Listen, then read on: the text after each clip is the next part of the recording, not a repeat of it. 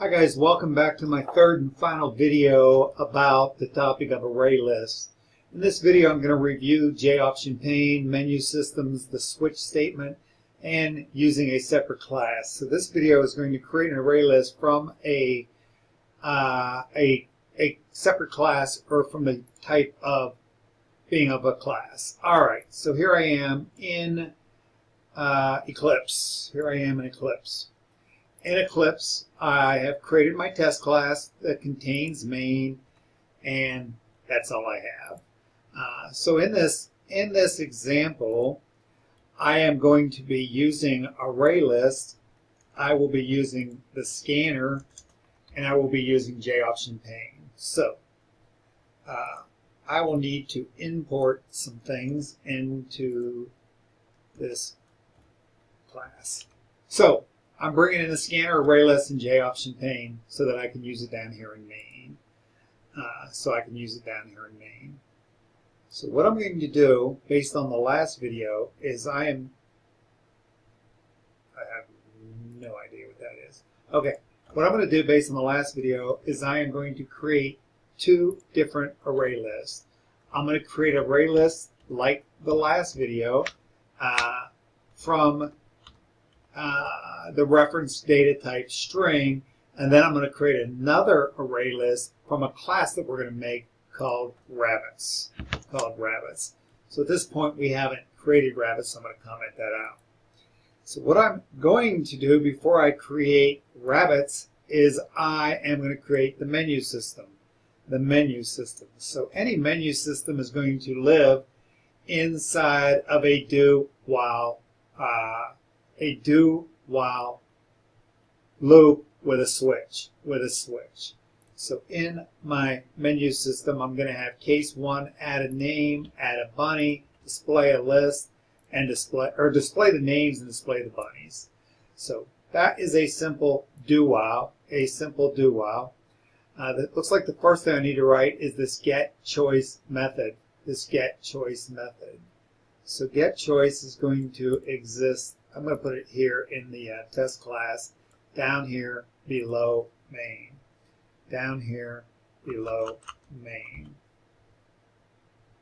So notice I'm below main, and I'm going to create a public static int getChoice. And the reason it's going to be int is the choice is an integer variable, and that's what I'm going to use to control my switch. So I'm going to be using J-option pane for this. I am in the same class as main, so I don't have to set it up anymore. And notice what I'm doing is I'm creating a message. Here's my menu. And my menu is going to have 5 choices with new lines attached. My prompt's going to say enter your choice. I'm going to scan in using J-option pane the value that the user selects from the menu into input line. I'm going to parse it as an integer and return it back up here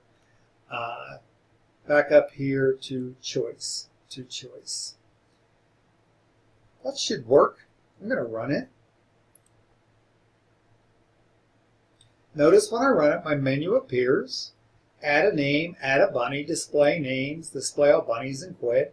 Right now I don't have any code, so I'm going to say quit and move on. So now that I have the array, my do-while, and my switch, I'm going to first go into case 1 where I add a name, and I'm going to write that method. Down here, pretty much right there. So I'm going to bring that method in, and it's going to look like this. So I'm going to pass the array, or the array list. I'm going to catch it with this function signature, public static void, add name, array list string, and I just named my array down here the letter A. So I'm setting up my J-option pane where I ask the user to enter their full name. I prompt them for their full name, and I store it in a variable called temp. I add it straight into the list. I display the name, and that's that. I'm going to run this and make sure this works. So there's my menu. I say add name, enter your full name. Okay, I can add another name. and I can continue to add names until I'm done. Now my problem is I want to see what I did, so now we need to write display names.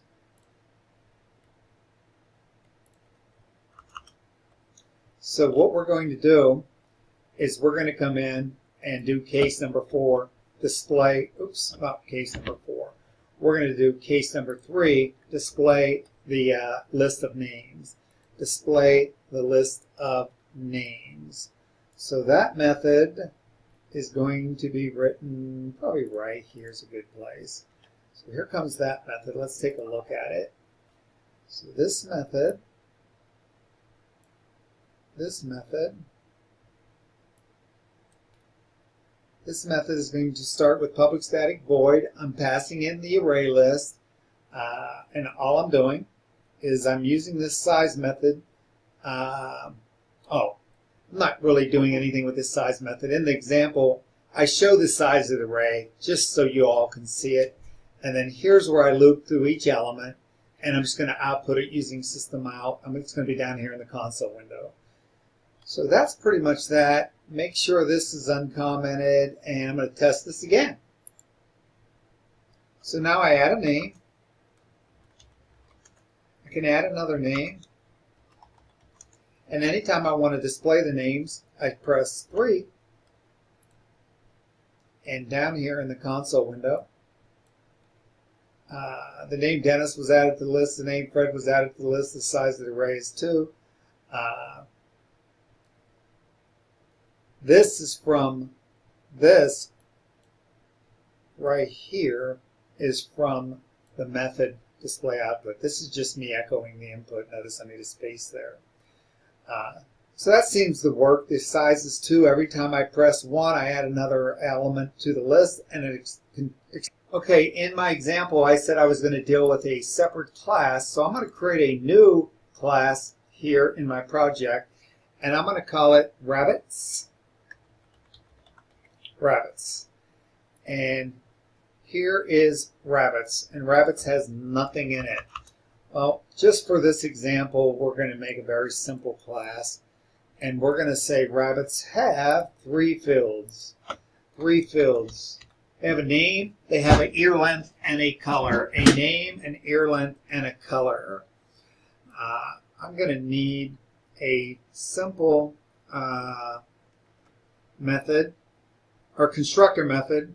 Oops. I'm going to need a simple constructor method, and I'm going to do that right here. So public Rabbits, I'm going to expect the name, the ear length, and the color. Notice in here I could have super, I don't really need it, but I do need these setters and getters. And notice in my constructor I do not use the assignment operator.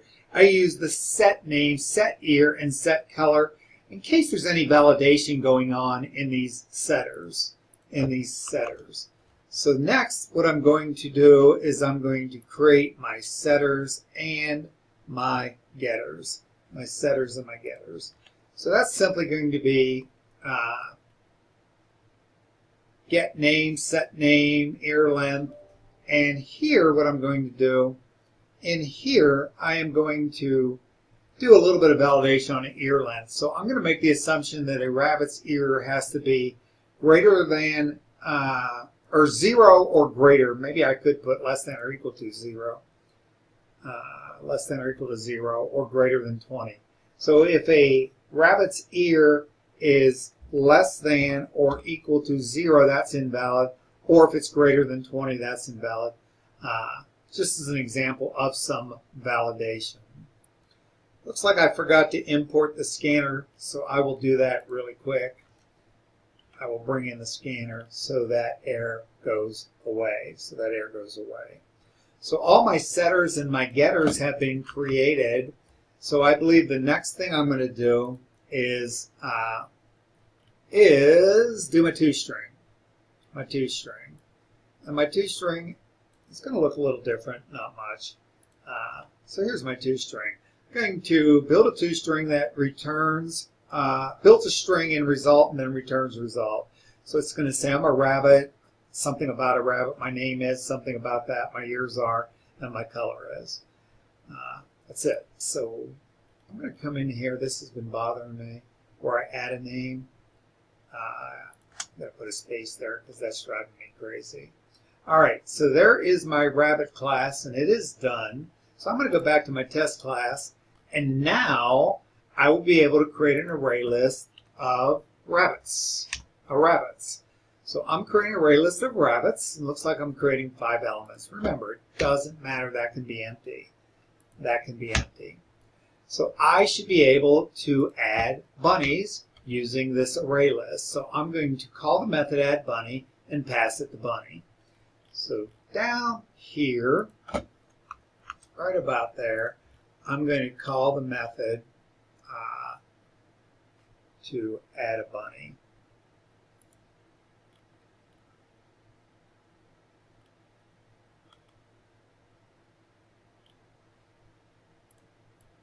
So here's my method add a bunny. I receive the array list of type rabbit, create this array down here in the method called A, set up my input output. I have a prompt that says enter the value. There's a variable called ear size. So I have variables for all the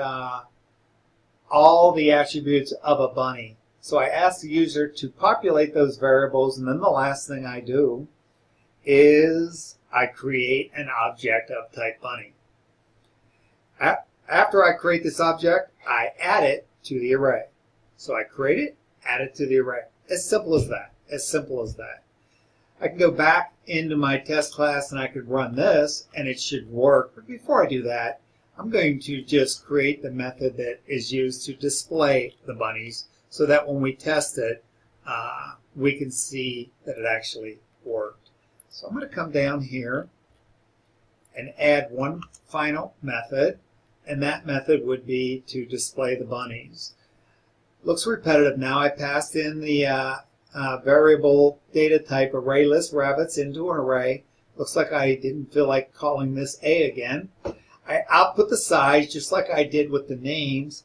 I loop through the array using the size method, and I output the toString from the rabbits field. Let's take a look at this in action, and then we can wrap things up. So here is the menu. I could add names and bunnies, and I could display them. So I'll add a name.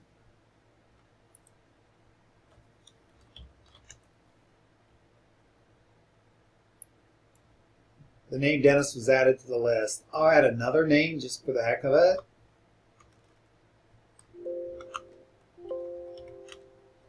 The name Tom was added to the list. Now I'll add a bunny.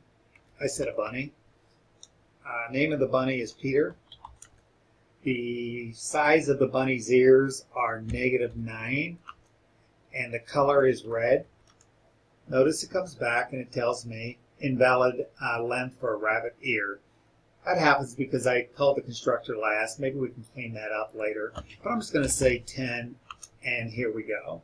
So I'm going to add one more bunny. I'm going to display the output. So 2, I'm going to add the bunny Hopper. And this bunny's going to have ears of 5, and he's going to be blue. All right, so I could display the names. That would be 3. And here would be the names. The names would be right here. This is Dennis, this is Tom. So I could display all the bunnies. So if I press 4, that's annoying. If I press 4, I'm a rabbit, my name is Peter, my ears are 10 inches long, and my color is green. And I also have, I am a rabbit, my name is Hopper, my ears are 5 inches long, and my color is blue. That information came from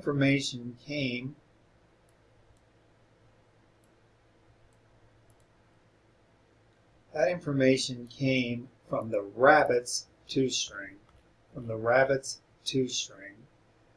So there's the toString, and back in main, notice when I display the bunnies, this invoked the toString. Okay, last thing I want to show you, and I'm done. I want to come right up here in main. Let me show you something. So in main, I already have names created. So I can come in here and say names dot. Let me make sure I do have names created. So I can say one more time names dot. And these are all the methods available to you in an array list. And there goes the phone. To you in an array list. So I have add size. I'm going to let you go through this. Some of these I covered in the video. Some of these you can explore. But that's basically it. I'm done. See you in the next video.